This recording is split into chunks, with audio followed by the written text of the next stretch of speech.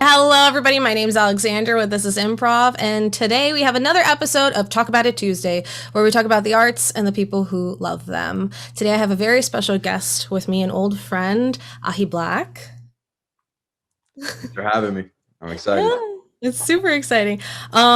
So why don't you tell me a little bit about yourself so that it's introductions? I was born and raised in South Florida. Growing up, I always made videos, skits, you know, little comedic short films that are unfortunately still on YouTube.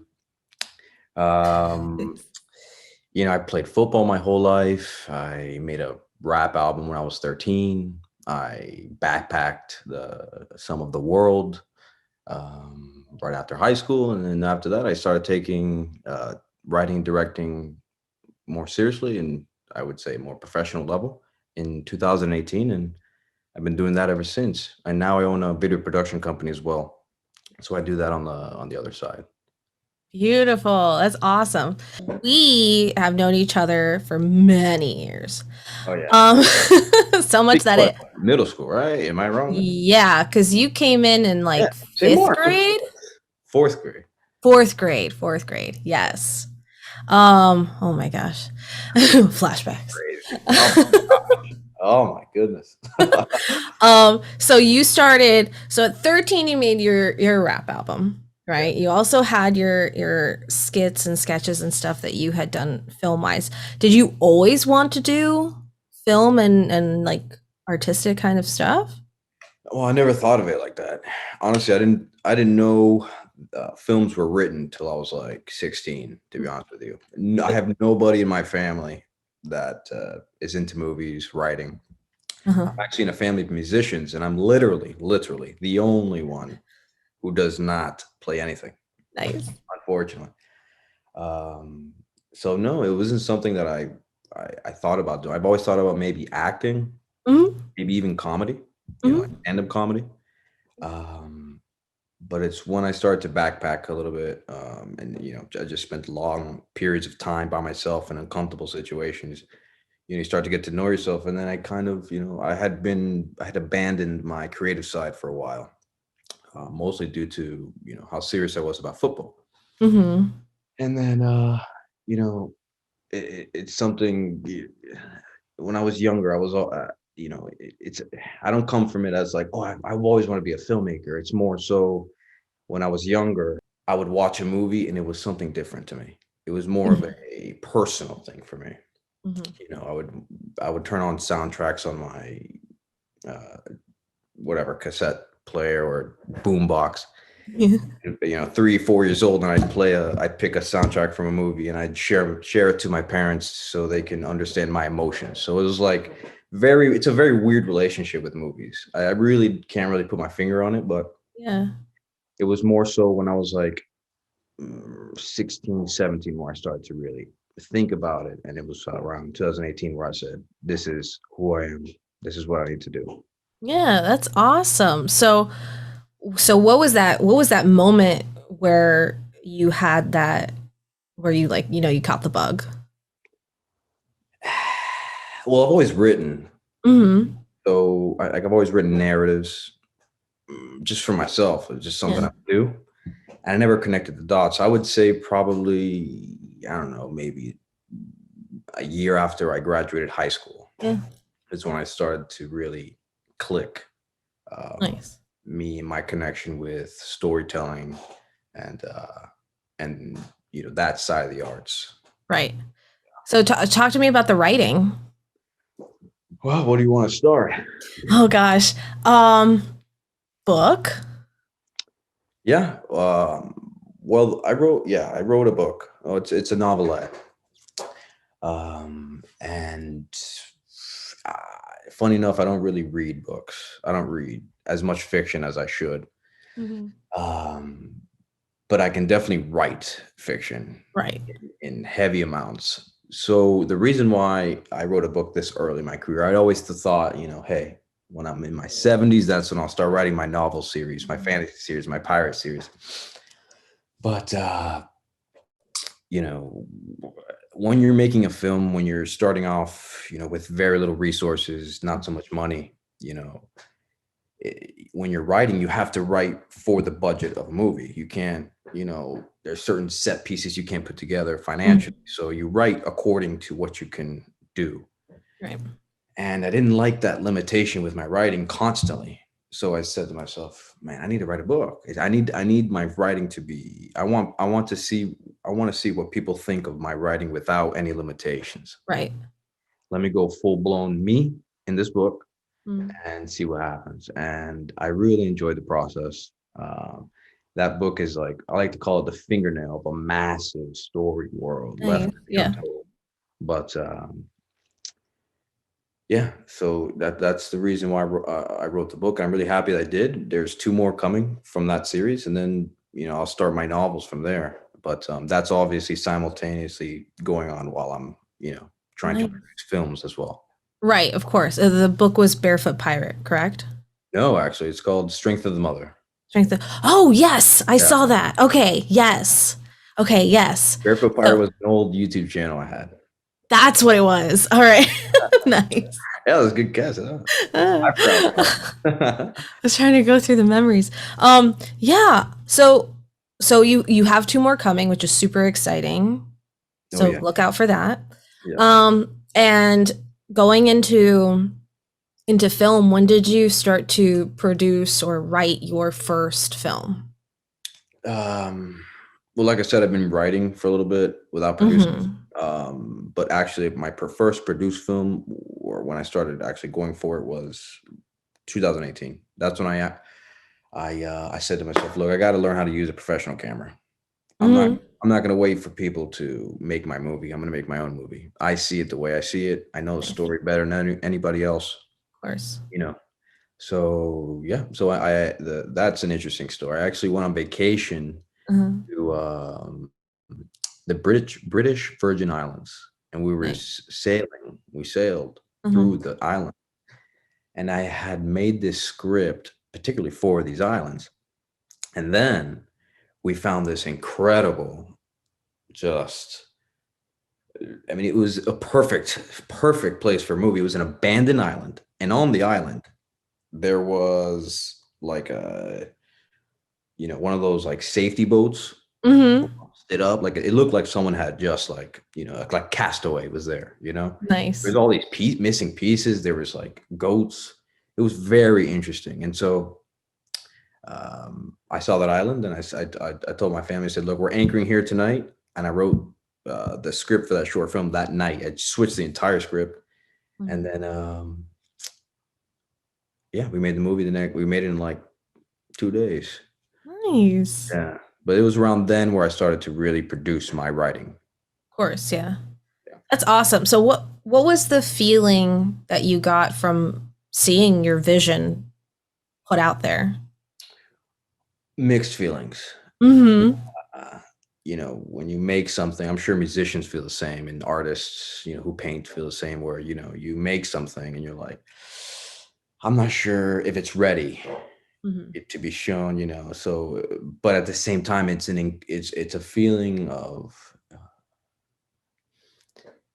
for me, it feels sacred when I have gathered something from in here, wrote it down, built it, created it, and then someone feels something from it, has an experience from it. That to me is just, it's like flying, it's, but at the same time, I'm also like, it's not as good as it can be, Right. So I'm very critical of my work, very critical. Like our last premiere we had for Broken Boy, there was 150 people there. People were all thanking me. Also, I couldn't believe anybody's, good judgment on the film. I'm like, no, because this, and and I'm just really hard on myself. But besides that, I still really do enjoy having that communication with the audience in a movie. Right. Well, I think that's the most amazing part, is that you do have that communication with the audience, because when we do performances, it felt the same. Afterwards, people would come up and say, wow, that was great. I can't believe you could come up with that on the fly. Like, that's insane, whatever, right?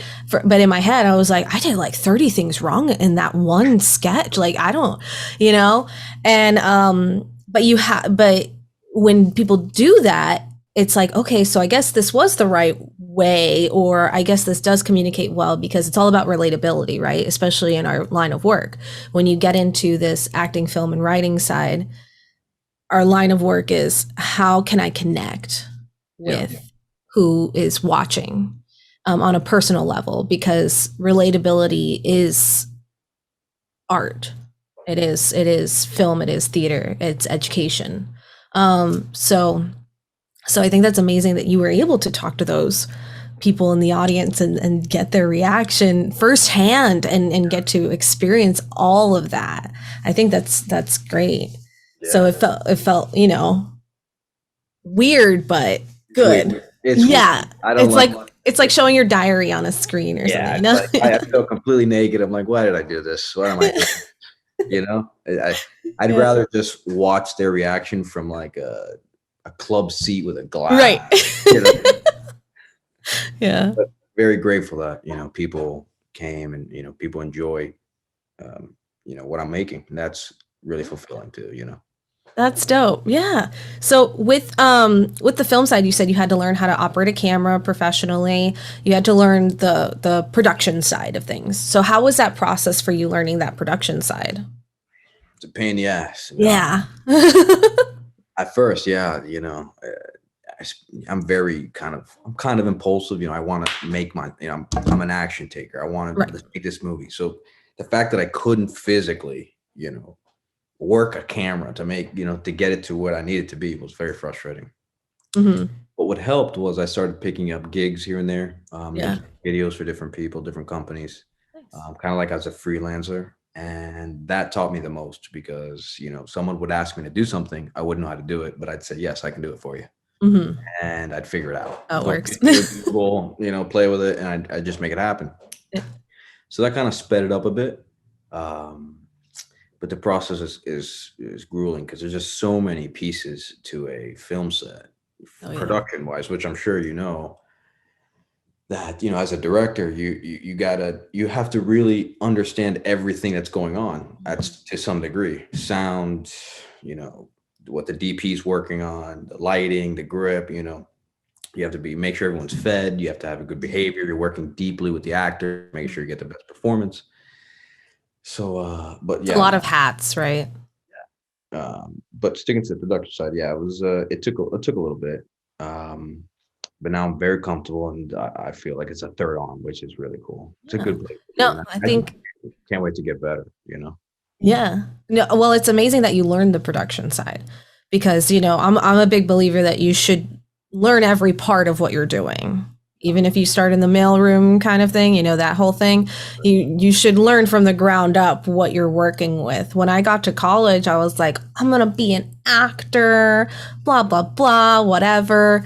And then I needed to do a job because I needed money for school. So I ended up working in the I was a techie for all 4 years. So I did sound design, set building, lighting design, line operation, like all that stuff. Yeah. So, and I learned that I was obsessed with backstage way more than being on stage. I love the back end of it. Yeah. It's amazing. The energy, the flow, the seeing all of it happen, and then seeing the end product. You're so proud of your work, and seeing like a set that has a fall ceiling or something, like that was the best for me. It's like I totally would geek out on that stuff. um and then on stage, we figured like scripted wasn't really for me. And then I did improv, and one of my mentors had recommended Second City, so we did the improv side there, and it totally broke me out of any kind of shell that I had left. It's like, leave your dignity at the door. Whatever happens, happens. It's totally fine. Which So is so yeah, cool. It's such the exposure of opening your skin to other oh people. yeah, It's like it really is like, just when you're in the middle of that situation, you're trying to, like, break from your shell, you're exposing yourself. It's like nothing else exists in that moment because you're yeah, so in it. It drags you to that present moment. yeah, Acting is definitely. like it gives you that. It's incredible. Yeah, I mean, moment by moment is the big motto, right? You know, you have to take in every single moment that's given. And I think the my favorite part of improv is like everything is a gift, right? Which I think is true in any art. That everything you're given, whether it's something someone said to you or an experience you've had, that's a gift that you can take back and place into your art. So Definitely. that, I always think that it's like the best to do that whole expose yourself in the middle of a room. I don't care. It's happening. You know what? I'll get over it and then use it to my advantage in my work, you know? Superpower when you're on set and you really do not care or you're comfortable. Yeah. You have tough skin enough to expose yourself like that. I mean, the kind of performances you can get from that state of mind is incredible. And as you know, working with actors as a director, I love to connect with that actor so much, so deeply, even before we start shooting, to the point where they can open up with me in the set. You know, they feel that kind of space, Yeah. that camaraderie together while everyone's supporting each other is incredible. Yeah. The ensemble is a huge deal. The fact that you can connect with them emotionally is a huge deal as well. Because Yeah, that's a whole trust built, right? You know? exactly. Yeah. I'm gonna now ask you some questions about tacos if you're ready. Tacos, let's run it. I love tacos. Okay. All right. So we've kind of been morphing these taco questions into taco actions. Okay. Okay. So if I remember correctly, in high school, you were the class clown. You were very good at improv. Okay. You were very good at talking. So I want you Okay. write a love letter to your favorite taco. Oh, that's very interesting. Yeah. Okay, so you want me to literally write it down? You don't have to. You can just express it if you feel. Let's see. A love letter to my favorite taco. Let's see. Does it have to rhyme? Hopefully not. No, you Yeah. don't. No, it does not. Oh God, I'm so bad at rhyming too. Don't worry about it. Okay. Well, look, my beautiful, deep sea. You have something of mine. It's going somewhere. You have something of mine. It swims, it jumps, it eats, and now it is mine. Cut it up into pieces and make it raw. You are my taco, fish fillet. I'm trying to rhyme it. It's not working. Okay. Uh, please give me my taco, raw fish, please. I've never written a love letter to my taco. I've got to sneeze.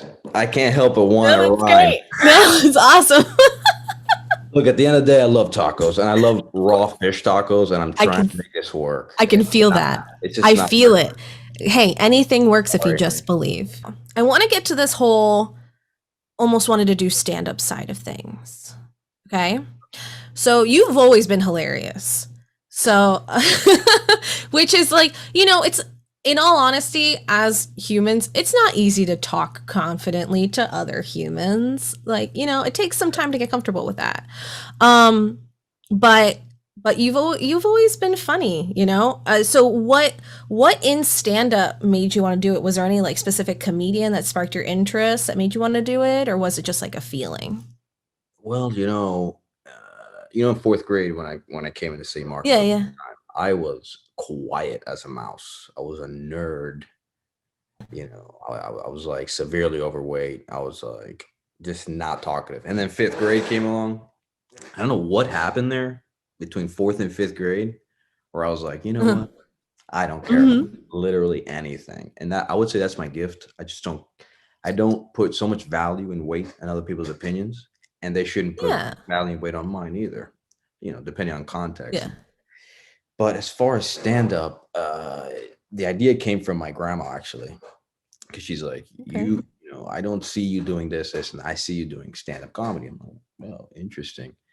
Uh, I used to listen a lot to online, or I'm sorry, radio comedy. There'd be stand up Mhm. radio. Yeah, I yeah. listened to that all the time with my dad, and I was always laughing, and I just kind of connected those dots. I said, I definitely think I can do this. And I never did, but it may be something I do in the future. Mhm. But, Yeah. I definitely I understand human behavior to the point where I can make someone laugh. I think, Yeah. maybe I'm a little rusty, but, I've never written jokes before. Hmm. Kind of like more in the person funny, maybe. Yeah, yeah. But, uh, yeah, yeah, it That's was. awesome. That's so nice. Yeah. No, I mean, it's never too late, first of all, to go into anything. We're People young. start over at 60 and 70, you know. Well, Um, that's super awesome. So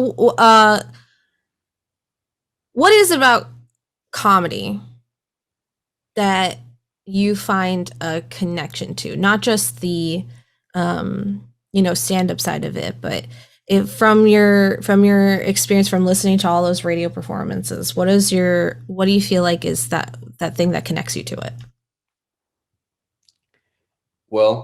I'm kind of like that person that is going to crack a joke in a really like serious situation.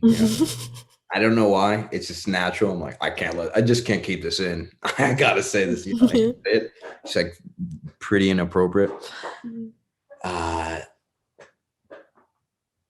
and I don't know why I do that, but you know, making people laugh, smile, feel, and in films, cry, understand, see something differently is something I tend to gravitate towards. Yeah.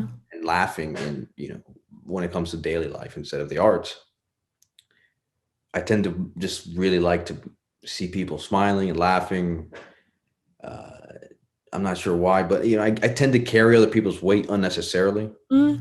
uh, and I don't know if that has a connection with it. I don't want someone to suffer. I'm not sure. It's probably a No, I understand. I understand. It's like you have to. It's like, oh man, I don't know you, but you look upset. Let's crack a joke real quick. and Let's that make you makes me feel smile, make you feel better. yeah. I'm really I'm a really lighthearted person naturally. I to a fault. But yeah, I like to I like to re when it comes to comedy. I like people to laugh. I want at every moment. It's unfortunate because there's moments I need to be serious, and I Right. just want to be funny. Yeah, that makes sense though. Uh, so why pirates? Why not pirates? Are you joking? Facts. Right? I don't know. I love pirates because, Jack Sparrow is the best character in history. Okay, who says I have like 3 or 4 Pirates of the Caribbean tattoos. Nice. Um, but the idea of pirates, Vikings, vagabonds, Hmm. travelers, the sense of there's nothing in the world that matters to me besides freedom. Just I connect with so much with that, and obviously piracy is terrible, right? That's horrific. Killing, raping, all that. But there is this sense of rebellion of we can't be controlled. We own our own, you know, business, our land, our ocean. There's this freedom aspect to it, this adventure aspect to it. And I tend to lead Right. toward adventurous things, even when in my stories and what I like to consume in movies Yeah. and in my own life. I love adventure. I love freedom. And I guess the modern day pirate is, in my opinion, represented as represents freedom and adventure. And that's me. Is that what prompted you to travel? Because you travel for a while. Yeah, yeah. Not sure actually. I would assume maybe that has something to do with it. Maybe movies inspire. Yeah, I can do this too. Let me travel. Yeah. Um, but yeah, I would say most likely yes. Yeah. I'm very influenced by movies. Very Yeah. influenced. Yeah. Nice. Cool. I want to ask you, finally, if you could give anyone advice for wanting to follow in the path of really anything, whether it be the arts or whatever career path, what might be some advice you would give to someone? Well, I'd first say work on your self-awareness. Because Mm-hmm. a lot of the times we may want something that we don't necessarily actually want. Mm-hmm. Um, I would say just because it's hard, just because it hurts, just because it may not be convenient to you, doesn't mean it's not worth it. And so once you gather the self-awareness of what of who you are and where you feel most fulfilled doing in purpose, don't ever give up. Don't just chase your dream. Hunt it down. You gotta have that mentality. Hunt it down. Take its heart out, and scream to the mountain, this is mine, Yeah. That's the best advice I can give you. Is don't half-ass. Just whatever you do, really pursue it, and truly, truly don't give up, whether it's raining or sunshine. Right. Not a fair weather kind of career path, Oh, All right. Is there anything that you want to promote? Any way people can stalk you and keep up with you? Well, you can follow me on Instagram under Ahi Black, YouTube Ahi Black. I have a short film coming up. I'm working on 2 features as well. You can buy my book on Amazon under Strength of the Mother. I wrote it under Ahi Black if you can't find it. And besides that, just thank you for tuning in.